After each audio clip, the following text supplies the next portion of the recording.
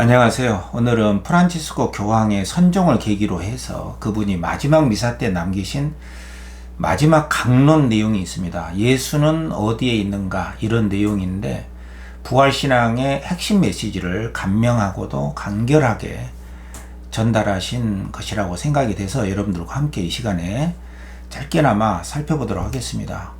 그것이 참된 신앙이 어떤 것이고 참된 삶이란 어떤 것인가를 좀 일깨워주고 있지 않나, 그런 생각이 들거든요.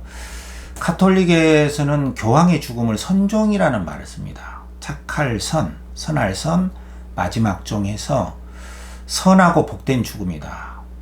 복되고 평화스러운 죽음이다, 이런 말을 씁니다.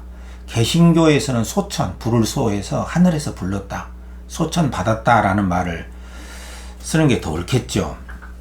일반적으로는 서거다, 사망이다, 별세, 세상과 이별했다, 이런 말을 쓰는데 유독 왜 교황에게는 선종, 복되고 선한 마무리 삶이다, 마지막 죽음이다, 이런 말을 왜 쓰는지 한번 생각해 보게 됩니다.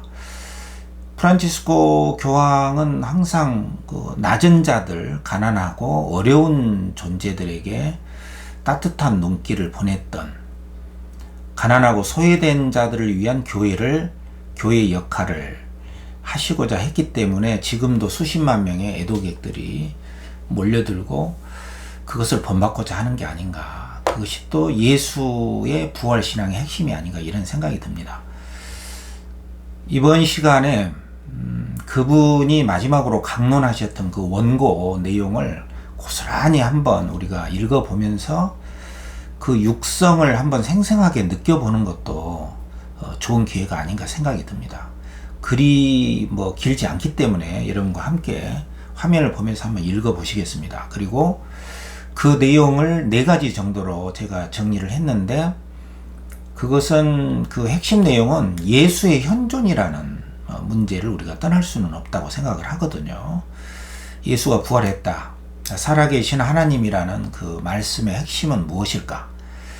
그래서 그 현존, 깨어있음의 문제도 이 속에 고스란히 녹아있기 때문에 한번 그분의 강론 내용을 한번 영상으로 쭉 한번 감상을 하시고 4가지 정도로 항목화해서 정리를 해 보도록 하겠습니다. 영상을 한번 보시죠. 자, 성 베드로 광장에서 2025년 4월 20일 날, 그러니까 돌아가시기 바로 전날 마지막 미사 때 하신 강론 내용입니다.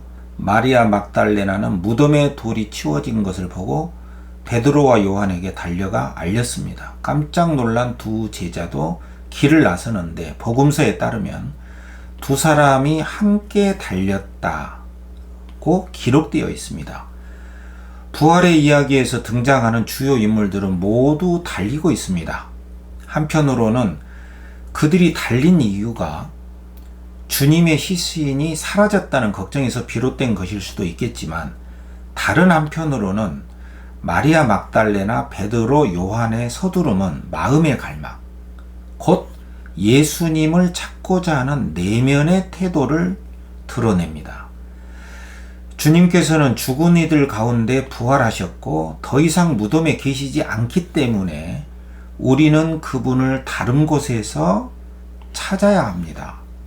이것이 부활의 메시지입니다. 우리는 그분을 다른 곳에서 찾아야 합니다. 그리스도께서 부활하셨습니다.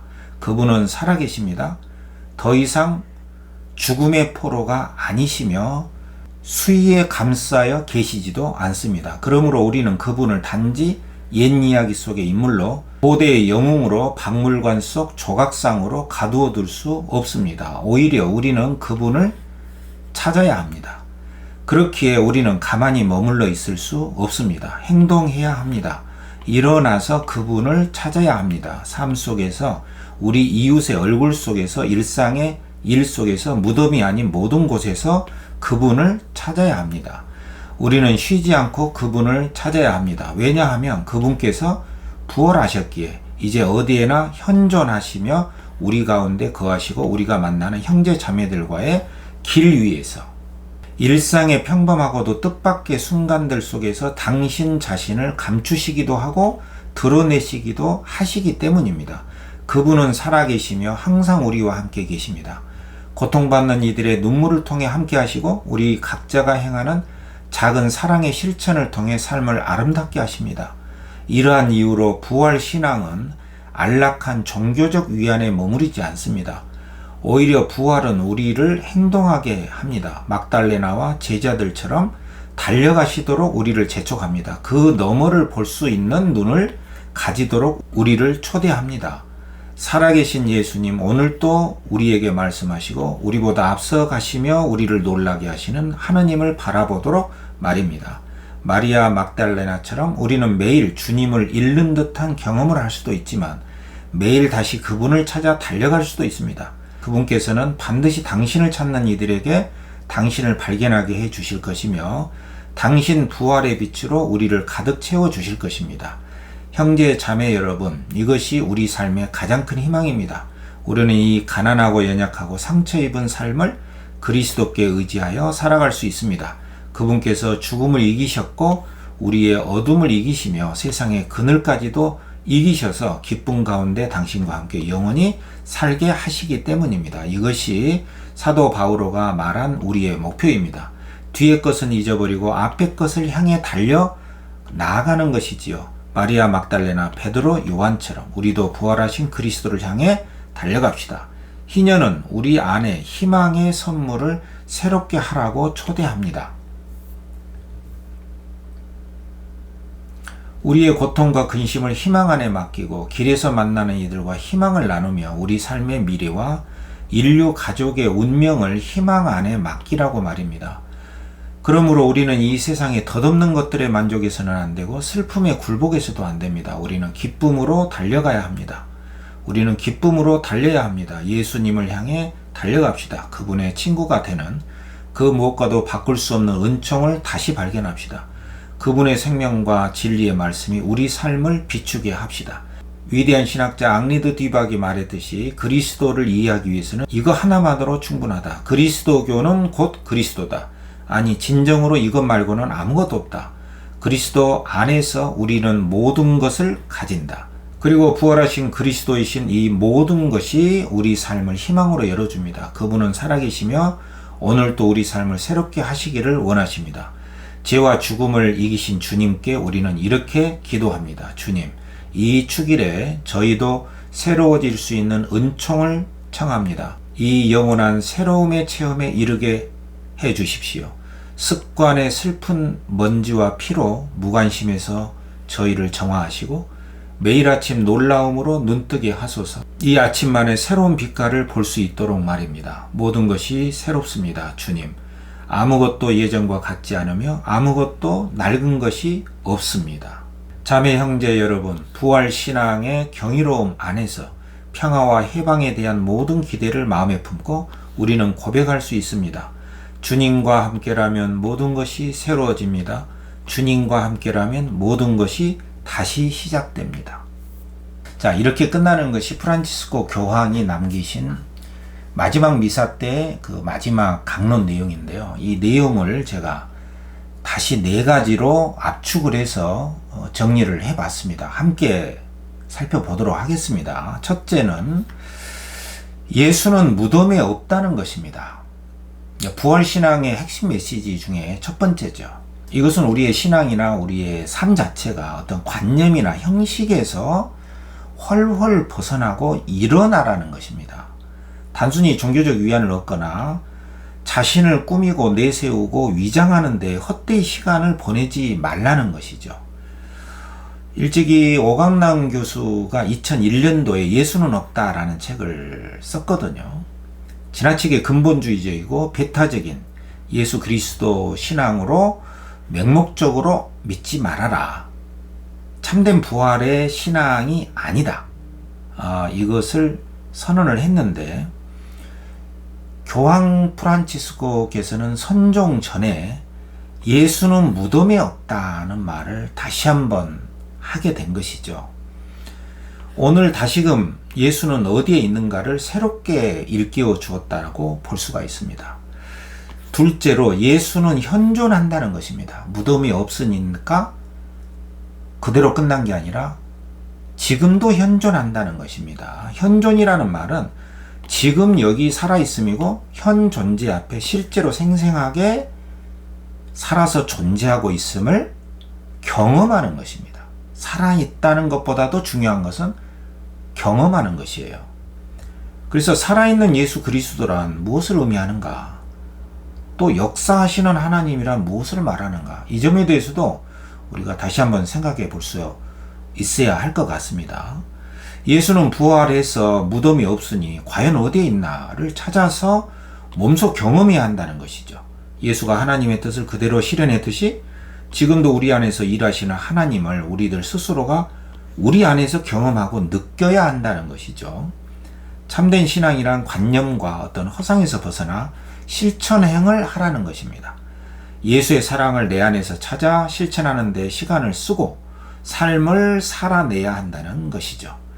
무덤이 아닌 곳에서 그분을 찾아야 한다는 것은 결국 이웃 속에서, 일상 속에서, 관계 속에서 예수의 사랑을 실제로 행할 때에 예수는 우리 앞에 현존하게 된다는 것이다. 이런 의미로 볼 수가 있습니다. 셋째는 깨어있음을 경험하고 거듭 새롭게 나야 한다는 것이다. 현존하는 예수의 모습을 내 안에서 어떻게 경험할 수 있을까요?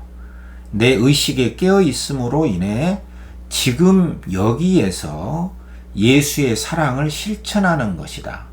그리고 그 실천 행으로 인해 거듭 새롭게 깨어남을 이어나갈 수 있다.